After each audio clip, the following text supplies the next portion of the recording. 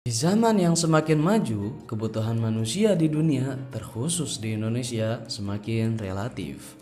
Namun, untuk mengarungi zaman yang semakin cepat berkembang, setidaknya dasar kebutuhan kita bukan sekedar sandang, pangan, dan papan, tetapi juga pendidikan.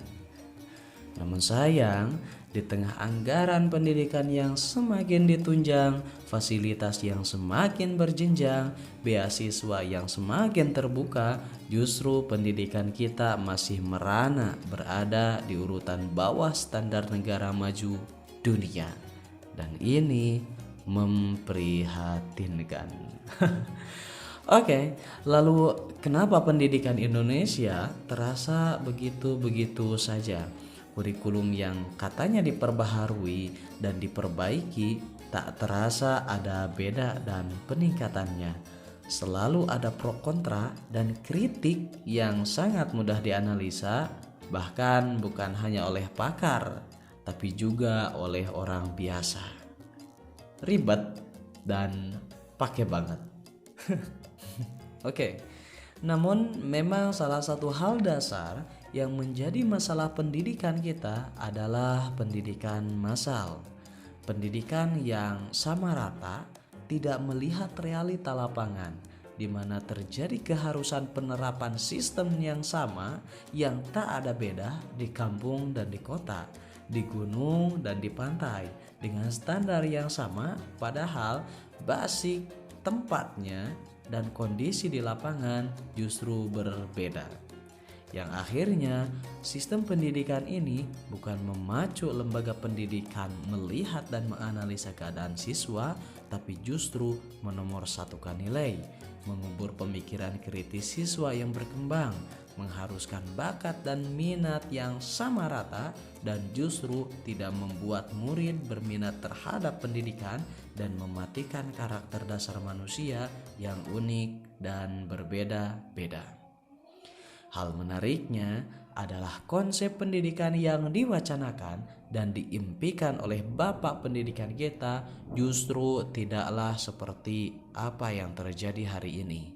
Pendidikan itu berorientasi pada kualitas, bukan kuantitas, mengembangkan minat dan nalar siswa dalam menganalisa, bukan pelajaran yang diperbanyak dan membosankan, jam pelajaran yang diperpanjang, waktu istirahat yang dikikis, jam pengembangan bakat yang tidak mencukupi, kemampuan guru yang belum sampai harapan, dan kurang meningkatnya minat siswa justru akan membuat pendidikan kita diam di tempat, jauh ditinggal, atau bahkan yang lebih buruknya adalah terperosok dan terinjak di tengah kerumunan padatnya persaingan negara maju di dunia.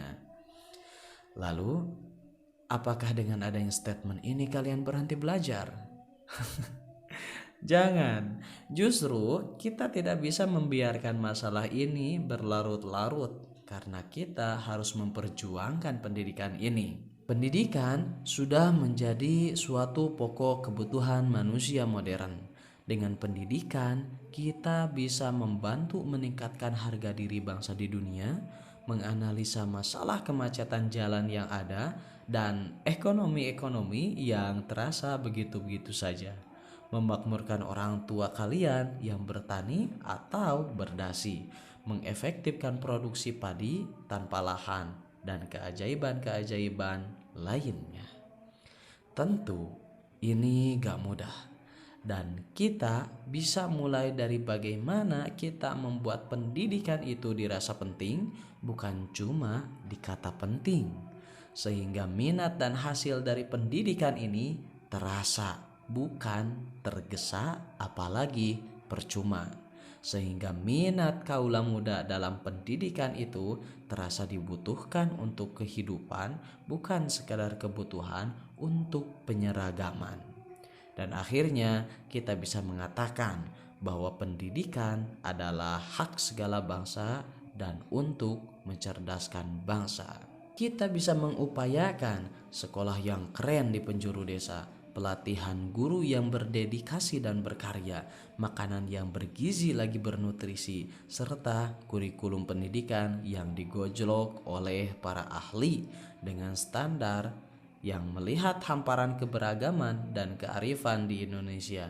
Kiranya akan memajukan sumber daya kita sebagai manusia, di mana bakat dan minat berkembang sesuai kemampuan masing-masing, bukan standar-standaran yang bikin kalian pusing.